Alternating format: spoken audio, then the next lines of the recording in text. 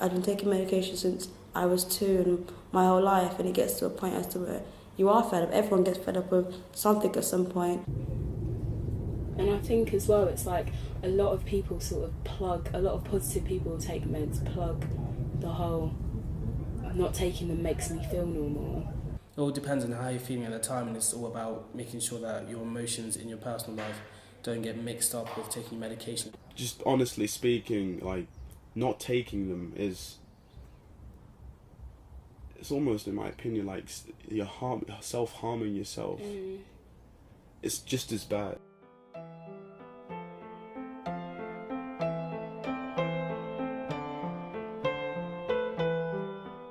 We know that adolescents typically struggle to take their medication for other long-term chronic illnesses at this age. So medication adherence problems in adolescents are not unique to HIV. But we can also consider what is particularly difficult for adolescents with HIV and medication adherence.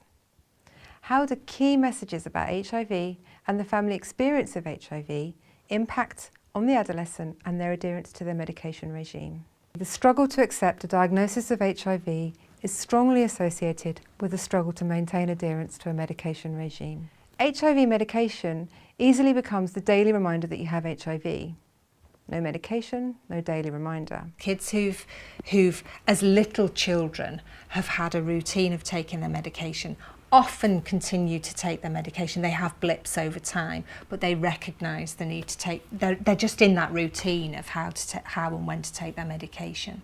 I think there can be a pill burden around adherence as well. It can be, you can be a child who's quite young but still taking a number of tablets twice a day. So I think that adhering is just a harder thing than we might think it is. I think the self-stigma is there in children and young people, so they're scared. So for instance, like a sleepover, they're only going away for one night. They could easily put their medication in their back pocket, but it becomes this really big issue about staying at a friend's house and having to take medication at a certain time. Typically, children have been told that they have HIV around the age of 11 or 12, and for many it's even later than this. However, the understanding and acceptance of this diagnosis can take many years to occur. Adolescence is understood as a period of change, uncertainty, and for many, it's a time of turbulence in their lives. Beginning adolescence with new understanding of an HIV diagnosis can present significant challenges. So knowledge and understanding is critical to adherence. It's very important when we consider how to support medication adherence that the adolescent is helped to understand why medication is so important to HIV. So the medics give a lot of practical advice to young people about how to remember to take their medication, and they'll talk about whether or not a young person can swallow medication and stuff, and I think that young people buy into all of those issues around medication. But I think what we focus on is the psychological impact of living with HIV and having to take medication every day at the same time every day. So we work in partnership with the medics around, but we'll look more about the psychological impacts. And we've got one young person who was not adherent for practically all of her life, who is now adherent. Her bloods show that she's adherent. And I think that's about the work that we did with her around wanting to take her medication. And she'd never really wanted to take her medication before. She'd never really had anything that interested her in life, and now she's living independently and she's going to college and she's taking her medication for herself, and I think that's a really important aspect of taking medication, wanting to take it. When a child or adolescent stops taking their HIV medication, they are unlikely to feel unwell, perhaps for a very long time. They might even initially feel a lot better when they stop taking their medication. Therefore, the immediate rationale for taking medication may not feel very clear to the child or adolescent. Young people have a sense of vulnerability. I am going to live with forever, no matter what the condition I have is. Young people find their restrictions on their lives to be burdensome or tiresome or intolerable sometimes. Young people want to be the same as everybody else. My friends don't take medication. Of course, they don't know whether they do or not, but they think my friends don't take medication, so I don't want to either. So adolescence is a time of really needing to be part of a peer group, really needing to fit in, really needing to be the same as everybody else. I think, though, from a clinician point of view, why are we surprised by this? Why would we be surprised when a 15-year-old says, I don't want to take my meds? And I think for us to be surprised is unsophisticated.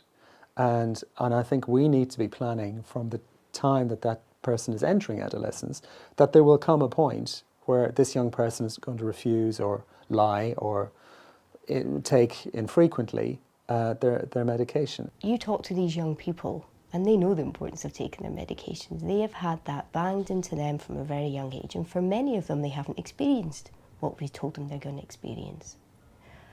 And maybe we need to allow them to go on that journey, because often what it takes is direct experience, whether that's a hospital admission, whether that's an opportunistic infection, for them to have a realisation that, oh, perhaps what the doctor or the nurse was saying can happen. And it's happened to me. 3 years ago, I basically was just terrible at taking medication, and it got to a point as to where I was admitted to hospital for a chest infection, and I was in hospital for 3 months, and in 3 months it basically gave me time to realise what I had been doing and what effects not taking medicine had done to me, and I became so weak, and basically like my nieces and nephews just come and visit me, my parents just come and visit me, and they would be so upset. It's very important to understand the family context and the experience of HIV for children and adolescents. Children learn coping strategies on living with HIV from what they witness in their environment. For those who live in families where a parent also has HIV, there's a very strong correlation between a parent who adheres well, takes their medication, attends clinic, demonstrates living well with HIV, and their child acquiring the same behaviours. So clearly the opposite is also often true. Children who have grown up in a home where HIV has been kept secret, where parents and carers struggle to come to terms with their own diagnosis, they miss clinic appointments, they don't adhere well to their medication, are very likely to have children and adolescents with the same struggles. There's a whole host of reasons as to why young people don't take their medication, but for a lot of the young people we work with, secrecy in the home is really, really key to taking medication. So one of our young people talked about his mum keeping the medication for the family in a really inaccessible place. So it's not that kind of, oh, you brush your teeth and you take your medication because it's on the side in the bathroom. It's quite hidden. It's medication becomes as hidden as HIV. Poor adherence patterns in childhood lead to poor adherence patterns in adolescence and on into adulthood. So, how and when a child learns about their HIV is key to their medication adherence, considering how well formed their knowledge, their understanding, and critically their acceptance of HIV is. Adolescents not knowing their status is a sure way, I think, to make sure that they are non-adherent, because they're not stupid. Everybody has access to Google, everybody has access to the internet, and they will find out one way or the other what the names of the medications are and what they're for. And to be taking medication in a culture of secrecy, it probably makes them feel everybody's been lying to them. Who can they trust? And it sets up very dangerous relationships with parents, with families, and with clinicians. So I think honesty, straightforwardness is really essential. I think we young people often find it difficult to articulate themselves what the problem is. They often don't have the language to use, and some of them don't know themselves. But I think feeling different from other people is huge. I think if they've been on a lot of medications in the past and they've had side effects, even though the newer medications may not cause these side effects, they remember the old side effects, and just looking at the medications can bring these side effects out again. Working with a child or adolescent who does not adhere to their medication can be worrying and stressful, as you want them to remain well.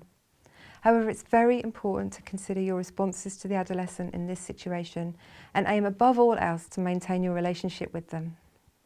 So yeah, I think the pill boxes are great and the alarms are great, but somebody's got to already have the motivation and the self-efficacy to use these. So that's fantastic if somebody is ready to take the treatment. If somebody has ambivalence, my experience is that they know how important it is, and if we keep banging on about the importance of it, we're going to lose them. They know the importance. I use a technique called motivational interviewing, which in the last 5 years has hugely helped me to guide young people to explore how they feel about the medications themselves. So what they found helpful, but what they find difficult. And often young people are very versed in telling you what they think you need to know. The challenge is trying to draw out from them the challenges that they face taking the medications and the stuff that they don't like. Because taking medications is a behaviour change. And I have one example of a young person that I was doing motivational interviewing with, who had a boyfriend that she really wanted to share this with, but felt that she couldn't, and she was really struggling to take her medications. And she disclosed to her boyfriend, who then became her support. And she, through motivational interviewing and through exploring all of this, she was able to disclose to her partner, and her partner then helped her to take the medications. She is now taking her medications well, because she needed that help. She needed somebody to go on the journey with her. She needed somebody to accept her for who she was. For the adolescents struggling to come to terms with HIV, not taking medication can be a means of gaining some control and of avoiding a daily reminder of HIV.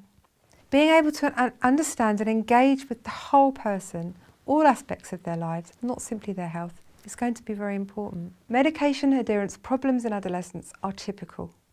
Working with the adolescents, showing empathy, avoiding resistance and conflict is very important.